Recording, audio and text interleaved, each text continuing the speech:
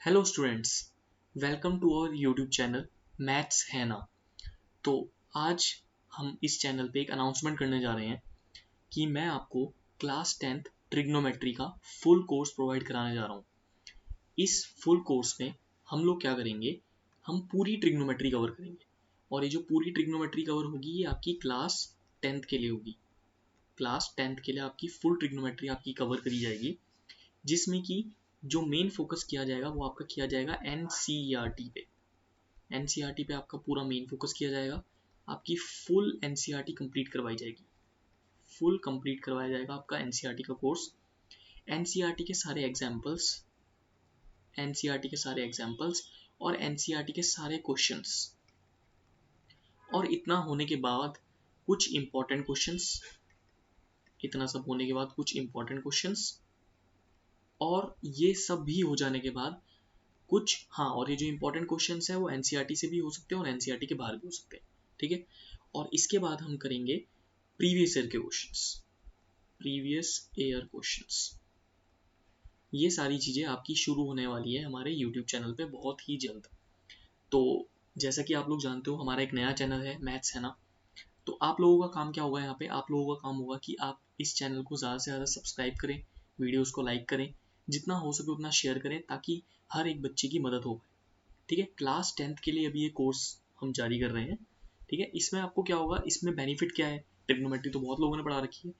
सबसे पहली बात है यहाँ पे एनसीईआरटी पे फोकस किया जाएगा, फुल कंप्लीट करी जाएगी, एक एक एग्जाम्पल कंप्लीट कराया जाएगा, हर एक क्वेश्चन यहाँ पे कराया जाएगा।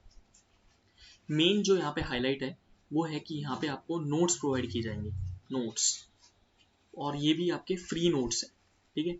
फ्री नोट्स आपको प्रोवाइड होंगे हर एक वीडियो के। आपके पास जितनी भी वीडियोस अवेलेबल होंगी उनके हर एक वीडियो का हर एक नोट्स आपके पास आपको मिलेगा। ये अभी डिसाइडेड नहीं है कि आपको टेलीग्राम ग्रुप पे मिलेगा या आपको डिस्क्रिप्शन में मिलेगा, लेकिन आपको मिलेंगे जरूर। तो फ्री नोट्स आपको पूरे मिलेंगे प्रॉपर तरीके से यहाँ पे, ठीक है। तो इतना शायद आप लोगों को अच्छा लगा होगा, समझ आया होगा। तो ये जानकारी आप जितने लोगों के साथ हो सके उतना शेयर करिए, ठीक है। आज क्योंकि सिर्फ एक इंट्रोडक्शन क्लास है, क्योंकि आज मेरे को आपको ये चीज़ें बतानी थी, तो इसके बाद एक और चीज़ है, अगर आप लोगों को कोई चीज़ समझ में नहीं आती है तो आप कमेंट भी कर सकते हैं। अगर आपके कोई एक्स्ट्रा क्वेश्चन है आप कमेंट कर सकते हैं, मैं उनका जवाब जरूर दूंगा, ठीक है। तो चलिए स्टार्ट करते हैं। तो आज ट्रिग्नोमेट्री में जो मैं आपको स्टार्ट करवाने जा रहा हूँ वो है इंट्रोडक्शन। आज जो ट्रिग्नोमेट्री का टॉपिक है वो है इंट्रोडक्शन का। आज मैं आपको सिर्फ थोड़ा सा इंट्रोडक्शन दूंगा ट्रिग्नोमेट्री का, और उसके बाद हम नेक्स्ट वीडियोस से हम इस टॉपिक को पूरा क्वेश्चन बाय क्वेश्चन कंप्लीट करेंगे, ठीक है। तो इंट्रोडक्शन में हम क्या बात करेंगे, पहले इंट्रोडक्शन में देखो, ट्रिग्नोमेट्री जब भी हमें कभी पढ़नी है तो ट्रिग्नोमेट्री एक चीज के बिना अधूरी है, ठीक है। ट्रिग्नोमेट्री आपकी एक चीज के बिना अधूरी है, और वो क्या है आपका, वो है आपका राइट एंगल ट्रायंगल। ट्रिग्नोमेट्री जो है पूरी की पूरी वो किस चीज के ऊपर डिपेंड होती है, राइट एंगल ट्रायंगल के ऊपर ही डिपेंड होती है। सबसे पहले हम एक राइट एंगल ट्रायंगल बनाएंगे, ठीक है। अगर आपको पूरी ट्रिग्नोमेट्री को जानना है तो आपको राइट एंगल ट्रायंगल से ही आपको पता चलेगा कि पूरी ट्रिग्नोमेट्री क्या होती है। मैं आपके लिए पहले यहाँ पे एक राइट एंगल ट्रायंगल ड्रॉ करता हूँ, ठीक है। तो जैसे हमारे पास ये एक राइट एंगल ट्रायंगल है, ठीक है, और ये जो राइट एंगल ट्रायंगल है इसका मैं अगर नाम दे दूँ तो मैं इसका नाम दे सकता हूँ ए, बी और सी, और ये राइट एंगल है बी पे, ठीक है। तो ट्रिग्नोमेट्री की शुरुआत ही राइट एंगल ट्रायंगल से होती है। राइट एंगल ट्रायंगल है तो आपको इतना, अगर आप लोग 10th क्लास में हो तो आपको इतना जरूर पता होगा कि एक राइट एंगल ट्रायंगल क्या फॉलो करता है हमेशा। एक राइट एंगल ट्रायंगल फॉलो करता है पाइथागोरस थ्योरम, पाइथागोरस थ्योरम। यहाँ पर मैं सिर्फ वही चीज़ें बताऊंगा जो आपके लिए बहुत ज़रूरी हैं और जो आपके एग्जाम्स में आपको मदद करेंगी। मैं यहाँ पे कोई भी फालतू की चीज़ें नहीं बनाऊंगा, ठीक है। जो चीज़ें आपकी एग्जाम के लिए, क्योंकि देखिए जो ये कोर्स चल रहा है वो एग्जाम ओरिएंटेड है, और ये वीडियोस अगर आप लोग एक बार देख लेते हैं तो आपका 100% ट्रिग्नोमेट्री कंप्लीट हो जाएगा। उसके बाद आपको कहीं से ट्रिग्नोमेट्री करने की जरूरत नहीं पड़ेगी, ठीक है। तो चलिए वापस आते हैं। पाइथागोरस थ्योरम क्या होती है, पाइथागोरस थ्योरम ये होती है कि कभी भी हाइपोटेनस का स्क्वायर जो होता है किसी भी एक राइट एंगल स्क्वायर में, किसी भी राइट एंगल ट्रायंगल में हाइपोटेनस का जो स्क्वायर होता है वो परपेंडिकुलर के स्क्वायर प्लस बेस के स्क्वायर के सम के इक्वल होता है। ये आपकी होती है पाइथागोरस थ्योरम। अब पाइथागोरस थ्योरम लगाने के लिए हमें तीन चीज़ों की आवश्यकता है, जो कि है हाइपोटेनस, परपेंडिकुलर और बेस। तो ये चीज़ें क्या है? तो देखिए, अगर एक राइट एंगल ट्राइंगल हमारे पास है तो उसमें हाइपोटेनस, परपेंडिकुलर और बेस हम कैसे डिटरमाइन करते हैं? तो आपको याद रखना है कि अगर आपके पास एक राइट एंगल ट्राइंगल है तो उसमें सबसे पहले एक हमारे पास एंगल होगा। तो एंगल जैसे यहाँ पे मान लेते हैं हम थीटा, ये हमारा एंगल थीटा है। तो अब इस थीटा के रेस्पेक्ट में हमारे पास हाइपोटेनस, परपेंडिकुलर और बेस होगा। अब आपको ध्यान से बातें सुननी है।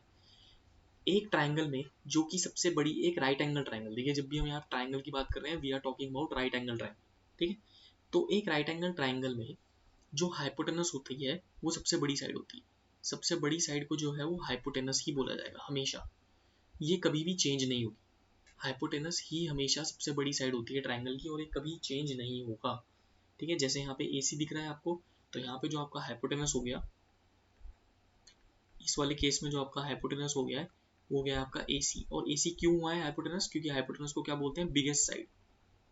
बिगेस्ट साइड जो ट्राइंगल की, एक राइट एंगल ट्राइंगल की जो बिगेस्ट साइड होती है उसको बोला जाता है हाइपोटेनस। और इस केस में यहाँ पे हाइपोटेनस AC है।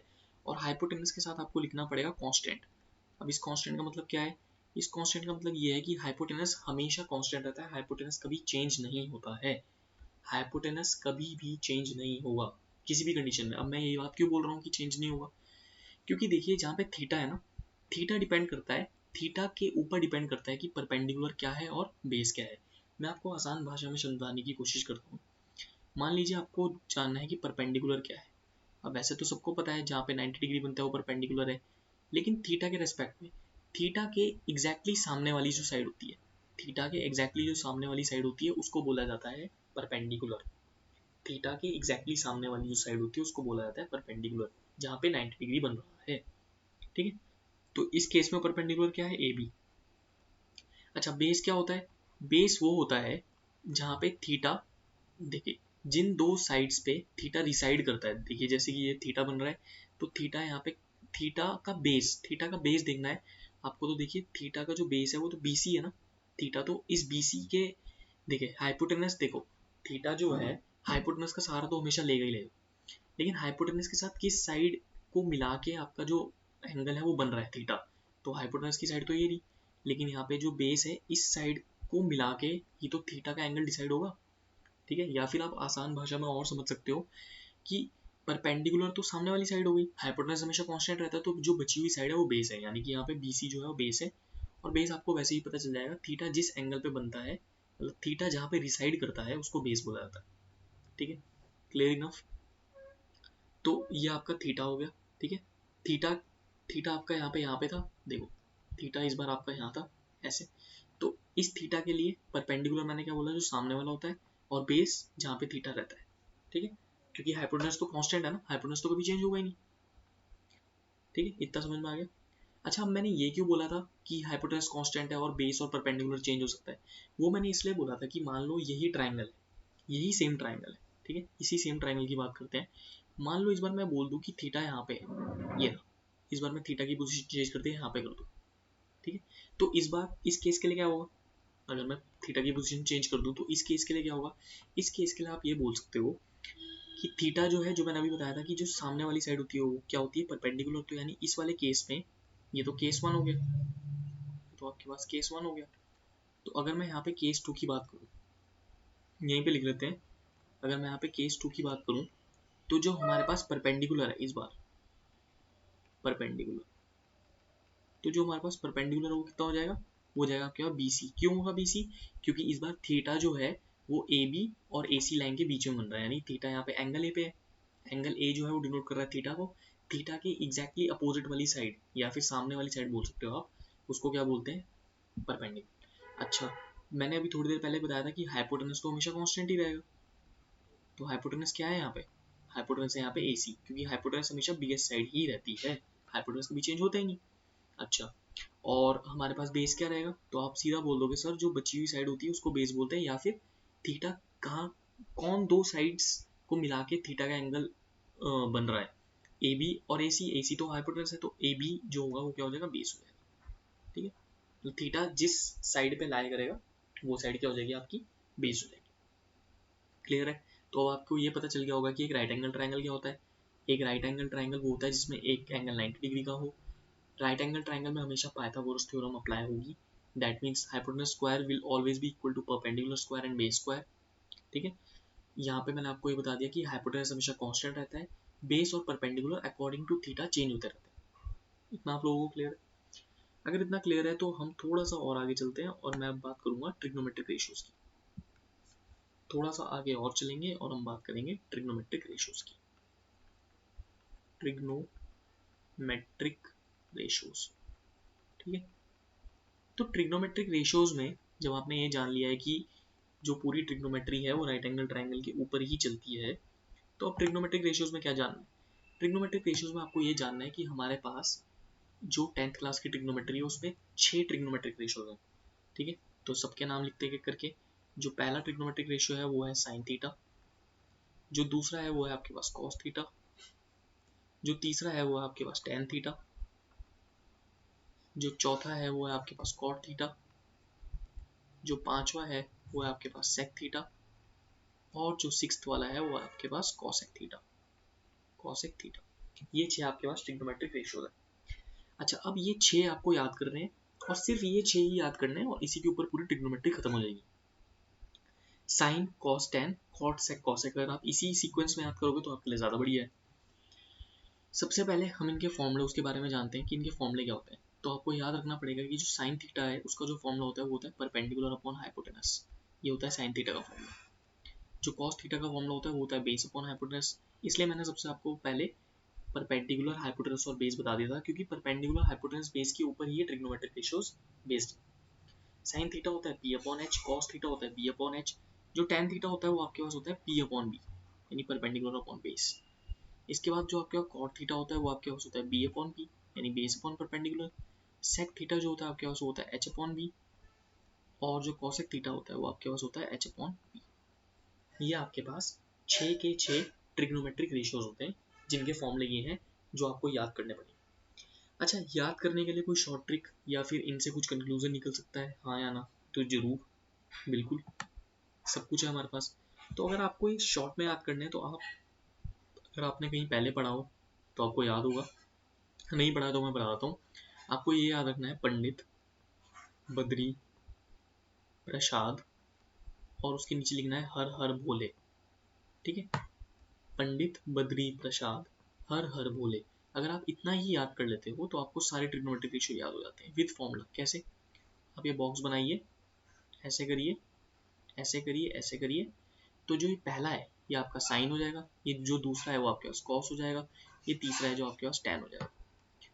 ठीक है, मतलब साइन का formula P upon H, cos का formula B upon H, tan का फॉर्मूला पी अपॉन बी। लेकिन आप बोलोगे सर जो बाकी के 3 है वो, तो देखो यहीं से अगर उल्टा पढ़ना शुरू कर दो, कॉट सेक कॉसेक, तो देखो कॉट का फॉर्मूला उल्टा पढ़ो बी अपॉन पी, सेक का फॉर्मूला उल्टा पढ़ो एच अपॉन बी, और कॉसेक का फॉर्मूला उल्टा पढ़ो H upon P.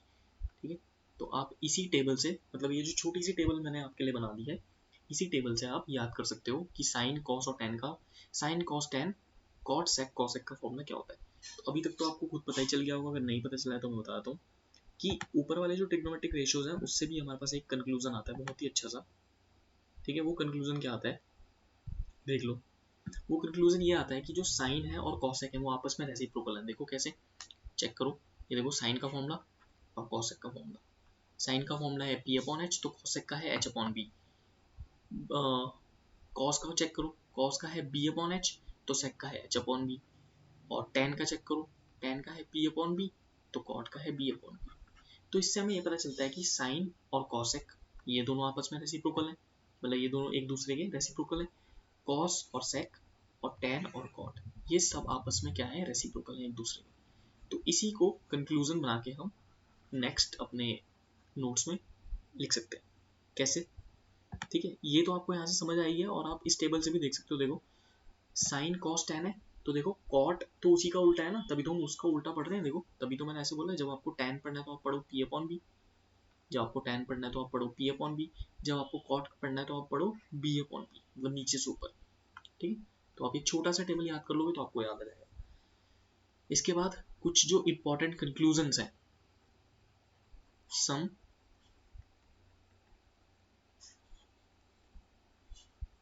important conclusions. Some important conclusion वो क्या है? सबसे पहला कंक्लूजन है आपके पास कि जो साइन थीटा है और जो कॉसेक थीटा है वो एक दूसरे के रेसिप्रोकल है। आप ऐसे भी लिख सकते हो और या फिर आप ऐसे भी लिख सकते हो कि cosec theta is reciprocal of sine theta. जो मर्जी लिखो एक ही बात है। इसका मतलब यही होता है कि साइन थीटा की जो वैल्यू होगी कॉसेक थीटा की वैल्यू उसकी रेसिप्रोकल होगी, या फिर कॉसेक थीटा की जो वैल्यू होगी साइन थीटा की वैल्यू उसकी रेसिप्रोकल होगी। पहली बात, एक ये कंक्लूजन निकला हमारा। ठीक है, फिर दूसरा हमारा एक और कंक्लूजन आता है कि जो कॉस थीटा है, कॉस थीटा और सेक थीटा जो है वो रेसिप्रोकल होते हैं एक दूसरे के। या फिर हम ये भी बोल सकते हैं कि जो सेक थीटा है वो रेसिप्रोकल होता है कॉस थीटा का। एक ही बात है, आप कुछ भी बोल सकते हो। सेम चीज कि हमारे पास कुछ कॉस की वैल्यू है, मान लो कॉस की वैल्यू 2/3 है तो सेक की वैल्यू 3/2 होगी। ठीक है, सेक कॉस कॉस की वैल्यू अगर आपके पास 4/5 है तो सेक की वैल्यू 5/4 होगी। मतलब इनकी जो वैल्यूज होगी वो रेसिप्रोकल होगी एक दूसरे की। ठीक है, ये हमने कंक्लूजन कहाँ से निकाला है? फॉर्मूले से निकाला है। तीसरी जो बात है जो कि इंपॉर्टेंट है, काम भी बहुत आती है, वही सेम चीज कि जो tan है और cot है वो आपस में रेसिप्रोकल है। tan cot का रेसिप्रोकल है और cot tan का रेसिप्रोकल है। cot theta is equal to 1/tan theta. ये चीजें आपने कंक्लूड कर ली है यहाँ से। ठीक है, तो मतलब कि अगर आपके पास साइन की वैल्यू हो तो आपके पास कॉसेक की निकल सकती है, कॉस की हो तो सेक की निकल सकती है, tan की हो तो cot की निकल सकती है, and vice versa is also possible. ठीक है, आई होप आप लोगों को भी तक समझ में आ रहा होगा। एक और पॉइंट डिस्कस कर लेते हैं जो कि बहुत इंपॉर्टेंट पॉइंट है, इसी फोर्थ पॉइंट ही है वो। ठीक है, वो फोर्थ पॉइंट ही कहलाएगा हमारे पास। और वो फोर्थ पॉइंट इंपॉर्टेंट है। क्यों इंपॉर्टेंट है वो आपको पता चल जाएगा, क्योंकि इसका यूज आपके क्वेश्चंस पे काफी बार होगा। कि जो tan थीटा है, tan थीटा का formula sin theta upon cos theta होता है। tan थीटा जो है उसका formula sin theta upon cos theta होता है। ये आपको बहुत अच्छे से याद करने की जरूरत है। अब आप बोलोगे सर ये आया कहाँ से, ये आया कहाँ से, आप ऐसे भी पूछ सकते हो। तो या तो आप देख लो इसको फॉर्मूले से। देखो मैं दिखाता हूँ। अगर आप ढंग से इसको एनालाइज करोगे इन फॉर्मूलोज को जो मैंने अभी आपको ऊपर लिखवाए थे, ये वाले, ये जो मैंने आपको ऊपर लिखाए थे, तो आप ध्यान से देखो यहाँ पे। अगर मैं साइन थीटा को कॉस थीटा से डिवाइड कर दूं, यानी कि पी अपॉन एच को बी अपॉन एच से डिवाइड कर दूं, तो एच और एच तो कैंसिल हो जाएगा, तो पी अपॉन वी तो बचेगा। तो इसलिए मैंने इंपॉर्टेंट कंक्लूजन्स निकला, मतलब कि इंपॉर्टेंट कंक्लूजन्स लिखा है, मतलब कि ये जो हमने 6 फॉर्मूले लिखे हैं ना, इन फॉर्मूलों से क्या कंक्लूजन निकलता है वो लिखा है मैंने वहाँ पे। ठीक है, तो यानी कि अगर हम साइन और कॉस को डिवाइड कर दें तो हमारे पास tan का फॉर्मूला आ जाता है। ठीक है, तो इसीलिए आपको याद कर लिया। आपको याद करने में ज़्यादा, अगर आपने याद कर लिया तो आपके लिए ज़्यादा आसानी है कि जो tan थीटा है वो sin theta upon cos theta रहेगा। और इसी के साथ एक और कंक्लूजन आ जाता है, not necessary a conclusion, but आपको पता है ना कि tan और cot तो रेसिप्रोकल होते हैं, तो cot थीटा का फॉर्मूला क्या हो जाएगा? जब tan का फॉर्मूला sin अपॉन cos है तो cot का फॉर्मूला cos अपॉन sin हो जाएगा। तो cos theta upon sin theta, that will be the formula for cot theta. ठीक है, इंपॉर्टेंट कंक्लूजन है, आपको याद रखना पड़ेगा। ठीक है, तो अभी तक तो हमने इतने सारे कंक्लूजन याद कर लिए हैं। ठीक है, ये इंपॉर्टेंट कंक्लूजन थे। तो आज की इंट्रोडक्शन क्लास के लिए मैं फिलहाल इतना ही रखता हूँ। ठीक है, इससे आपको आइडिया हो गया होगा कि हम हर चीज़ जो है बेसिक से पढ़ेंगे, उसके बाद हम क्वेश्चंस भी सॉल्व करेंगे, हर चीज़ करेंगे यहाँ पे। तो आई होप आप लोगों को पसंद आया हो आज का ये सेशन। तो आप लोगों से एक ही रिक्वेस्ट है कि आपको पूरी ट्रिग्नोमेट्री करवाई जाएगी with every each and every question. बस आपका काम ये है, आपको सेशन को लाइक करना है, शेयर करना है, चैनल को सब्सक्राइब करना है। और अगर आपके कोई भी डाउट्स होते हैं, कुछ कमेंट्स होते हैं, या कोई भी और प्रॉब्लम होती है तो आप कमेंट बॉक्स में लिख सकते हैं। ठीक है, तो thank you for joining this session. Good bye.